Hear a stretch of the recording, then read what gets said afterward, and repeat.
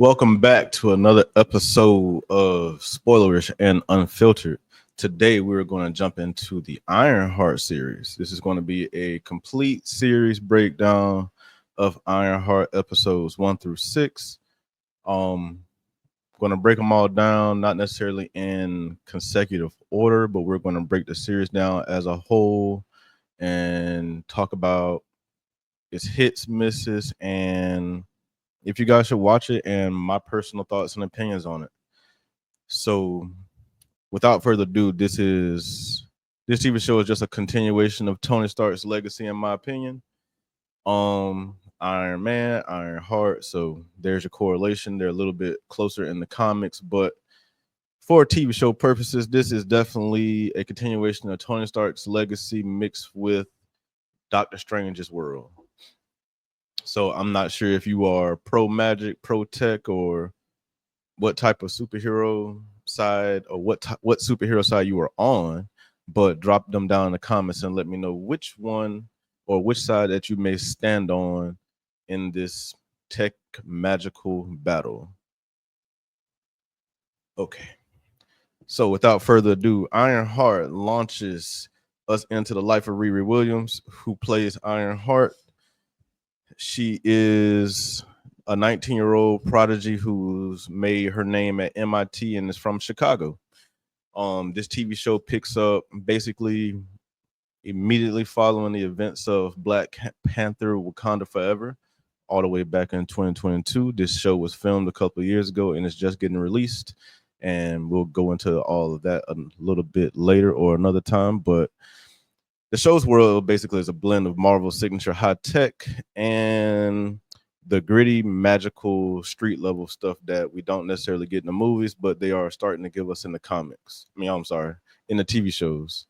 Riri's journey is completely centered around her Ironheart suit, the invention of her Ironheart suit, or should I say the making again of her Ironheart suit after Wakanda took hers away, and then she has to basically build another one at MIT.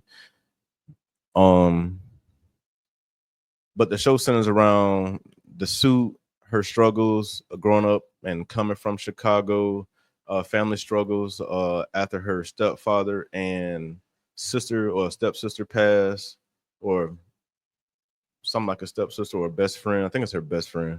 So don't mark me on that. And I apologize to all the comic book people out there who know exactly what this story better than I do. But either way, her best friend, we'll call her best friend. Her best friend Natalie dies along with her stepfather. She struggles with that, along with becoming a hero of sorts. But she's just struggling with everything, basically. That's really what it comes down to. This encapsulates her struggle with stepping into the role of a superhero. Um, she's constantly pulled in between the expectations of her mom, of her friends. I really think the main struggle in this in this TV show is the struggle she has with herself and finding herself. This is very much a coming of age story, even though it's in a short 6-episode span. But after all that happens, comes into the mix Parker Robbins, aka the Hood. He is basically a nobody who acquires the Hood, and it gives him powers, and he basically builds his empire from there. He builds it with his cousin, who is played in the show. There was speculation if his cousin was going to show up or not, but his cousin shows up in the show. There's a conflict between him and his father, and he's basically trying to get back at all the elite in Chicago because he feels wronged by everybody because his father kicked him out of the house when he was 12 years old.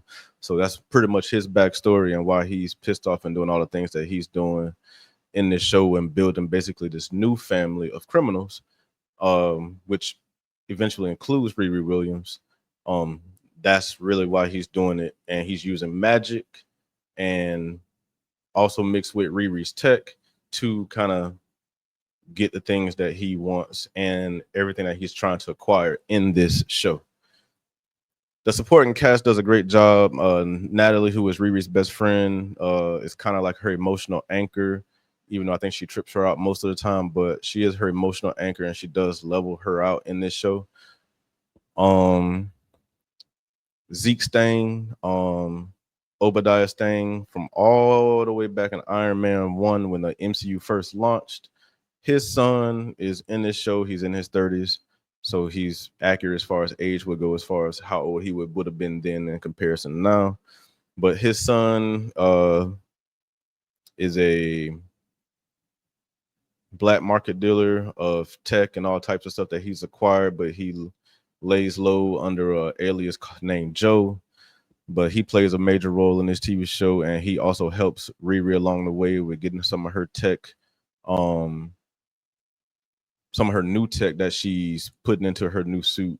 He's helping her along the way, and he's also helping her while she's been a criminal as well. And that kind of comes back to bite him at a certain point in this show, and then he kind of switches up on her. So you'll see if you check the show out how that kind of breaks down.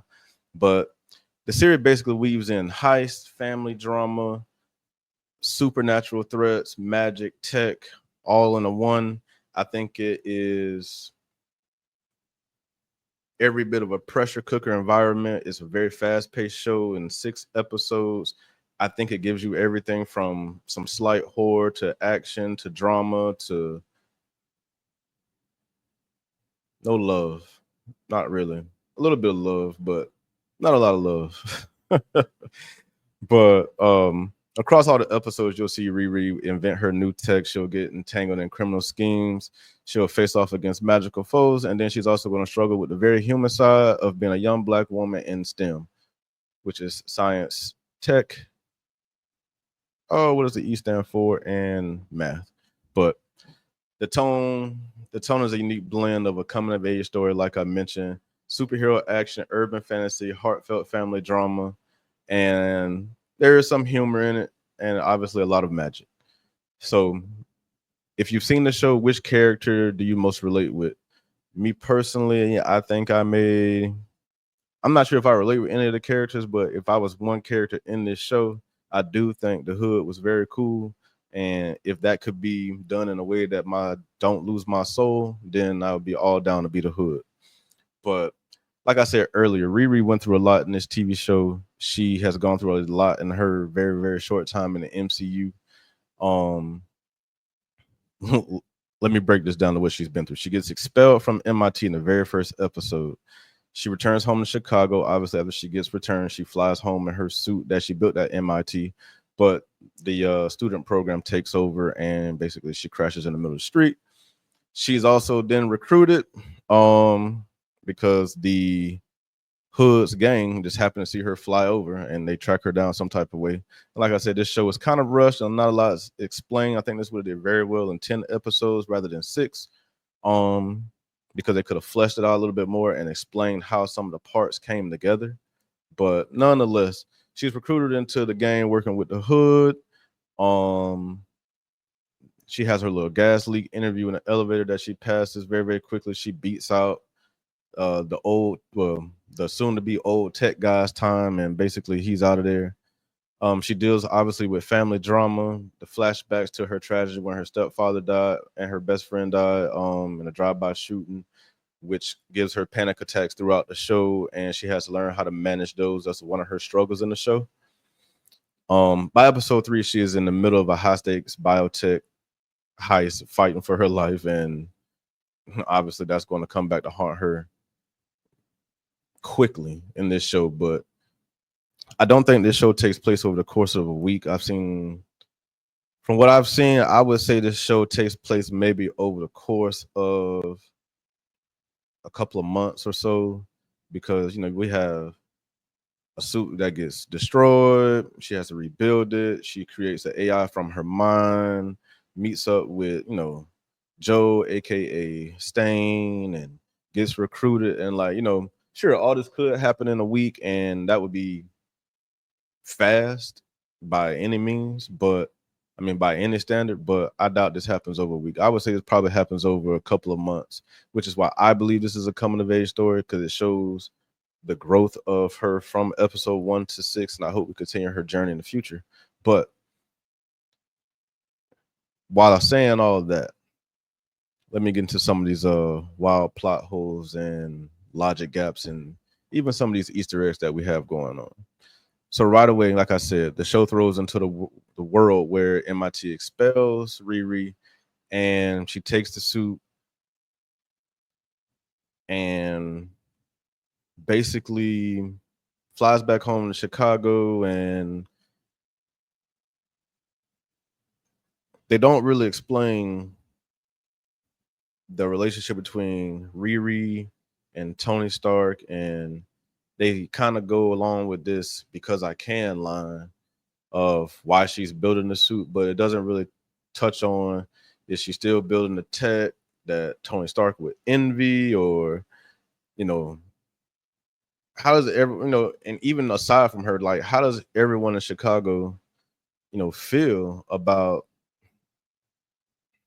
the supervillain, and maybe that she could be involved because all these things are happening and they should have real world effects on that world and city, but we don't necessarily see the effects.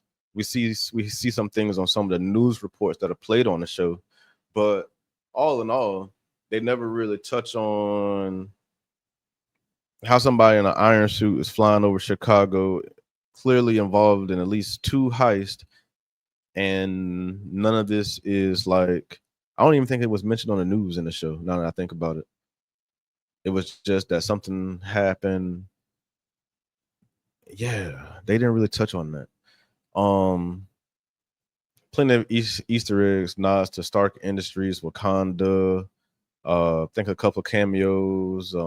They mentioned the Creed. They mentioned, so there are subtle Easter eggs laid throughout the show, and you know Marvel is Marvel, and we have to get used to Marvelism. And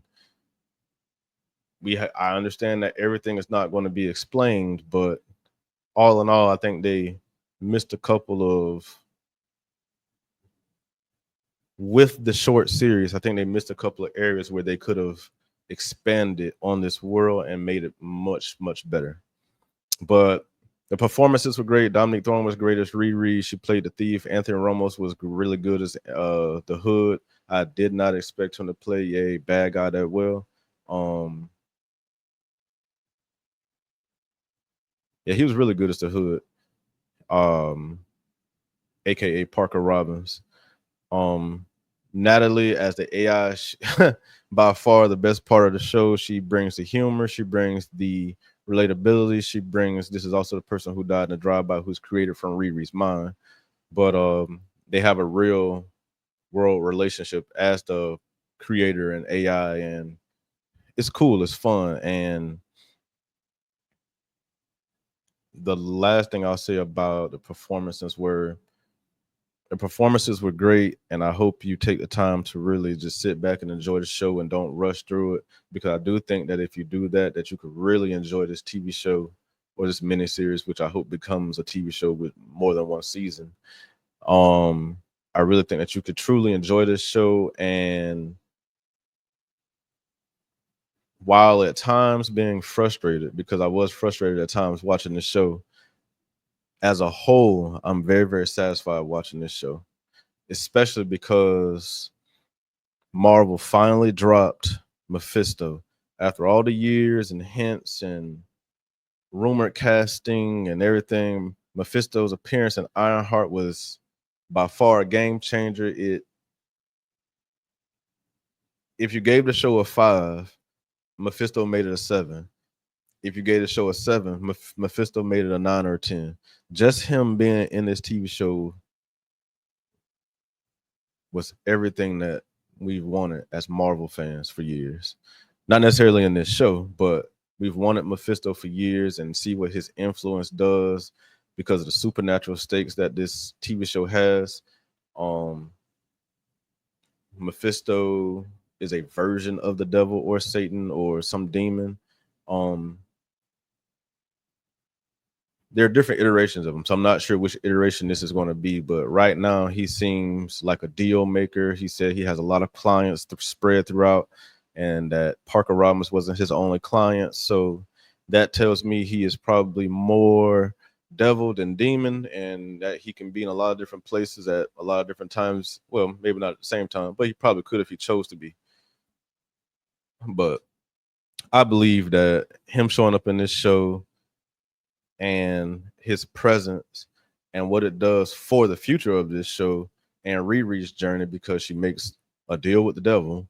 And I think what his presence does for this show, the future of Riri Williams and Ironheart and the characters of this show going forward is tremendous. And thank you for dropping him in this show. I appreciate it. And this was a pleasant surprise. And what did you guys think of Mephisto in Ironheart if you've seen the show? Because I was excited. I caught the deep hints of it in episode 5, but when he showed up in episode 6, I was like through the roof, about to jump out of my couch. And I was truly excited to see him in this show. Quickly, let's talk about some of the themes and social commentary and cultural impact. This series pits technology against magic. I mentioned that earlier. Riri's journey is as much about finding her place as a young black woman in STEM as it is about fighting villains. The hood storyline brings into question power, influence, and what you're willing to do to get it. And in his case, he was a normal guy just committing low life crimes, and he had the opportunity of a lifetime, and he took it. Although he did it basically out of vengeance to get back at his father for being kicked out at 12. But what would you do if you were given opportunities to have that much power? Um, Although Mephisto doesn't tell him what he's going to be giving up to get this power. So what would you do without knowing to get the power? Um, in my opinion, what worked, what didn't work, and then some of these logic gaps, like I mentioned earlier. MIT expelled Riri Williams, but she's still building tech in her garage. Classic Marvel logic. The hood magic hood is never really explained. If you know some of the history behind it, we know that um Dormammu is the person that the hood is actually more related to, and not Mephisto. But if you didn't know that, now you know. And so that was never really explained. And what are the rules between magic and tech? That was never really explained, and we just kind of just went into it. We enchanted a iron suit with no real penalty outside of her losing her AI friend. Um, Spoilers, by the way. Um, Riri's decision to let John suffocate in episode 3 was interesting. Zeke Stane's arc, as the son of Obadiah Stane from the original Iron Man, maybe he'll get his own Marvel special. That would be cool. But his story was not really touched on much. It was touched on in the scenes that he was in, and I think they did a very effective job with the time that they had him in the show. But all in all, I think that his arc could have been bigger, and I think maybe they tried to throw in too many villains in this show. And I think I don't know if they knew this was going to be a mini series, so they tried to throw as much in at one time to make it more interesting, or if they just did it, just dropped a bunch of villains at one time just to make her journey that much harder, to maybe give her a bigger footing to stand on as a superhero. I'm not sure about that, but in my opinion, it wasn't really explained. It just kind of was just left out there for us to kind of figure out. And like I said earlier, the show sometimes rushes a lot of the beats. Um, just leaving a lot of moments to just be misunderstood, or just I just don't know what happened in certain cases.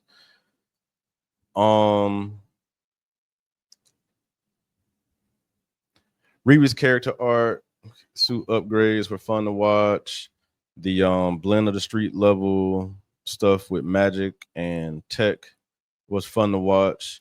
The nods to Doctor Strange's Strange Academy. Um, can't remember the magic girl name, but she's one of his students in the comics, and it seems like she obviously has been in contact with him here, and maybe that'll be fleshed out more if this show continues. But this clearly touches on Strange Academy, and maybe that could be the next place this show goes. If not, maybe what is it? Midnight Suns would be another direction that this show could go. So we'll see. That's just me speculating and whatnot. Well, what do you guys think? What do you guys think is the next step for Riri Williams, The Hood, Mephisto, Ironheart series? Is this going to lead into Midnight Suns, that where she could potentially team up with Ghost Rider amongst others and Moon Knight and players like that? That would be really fun. I really enjoyed the Moon Knight series as well, and I really hope they do something with that because Oscar Isaac is great at what he does. What else is out there? I'm not sure what other team ups that she could have outside of Midnight Suns and maybe Young Avengers. I mean, they are seeming like they're building the Young Avengers, even though they're starting to let them get kind of old. But or maybe they're going to be the next Avengers because now we have an Iron Person, we have a Hawkeye, we have a Black Widow, we have a what else do we have? We have a yeah, I said Hawkeye already. Oh, we have a Hulk, She-Hulk. We have so maybe they're just building out a new Avengers team on the low and going to do something with that because clearly we're going to push into the mutant saga as we get into next year with this year and next year with the Fantastic Four, Spider-Man, and then once we get into the new Avengers movies, I'm pretty sure we're going to get into some cool stuff. And do you think any of these people will pop up in any of those projects? Any and everybody could pop up between Doomsday and Secret War, so I'm definitely not going to say no. Clearly, the Punisher, who showed up in Daredevil's TV show, and is going to show up in the new Spider-Man movie. So we'll see how that plays into the future, and that kind of tells me that. And this is off the subject. I apologize, but that just kind of tells me that Spider-Man, the Punisher, the Daredevil series, and stuff may all be included in what I believe is going to be Battle World once we get to Avengers Doomsday next year. That's just me rambling about some Marvel stuff. Like I said, let me know what you guys think. Do you have any crazy MCU theories? What are your thoughts on Mephisto? Are you excited that he's finally here? Although in a very, very short role for the time being, and it seems like he's been around for a while pulling some strings, but are you happy that he's finally here? Or do you want more of them? Do you not want more of them? I like Sacha Baron Cohen, so I want more of them. So I encourage everybody to go watch this show. I would give this show a solid B plus because of the plot holes, because it probably would have been an A outside of that, I think. And like I said, if it was a little bit longer, it probably would have been better because they could have fleshed out more of the story and left less to the imagination instead of answering some of our questions rather than leaving us with questions. But let me know what review you think I should do next. The one that I know I'm going to do is going to be Hell Motel. But let me know what you guys think. Let me know what you guys want. What review would you like me to do next? TV show, movie. I don't know about documentary. I may talk a little bit about the quarterback documentary next week, but I'm not sure about documentaries yet. Not sure how to play that. But TV show, movie, reality TV show. Let me know. See you next time. Bye.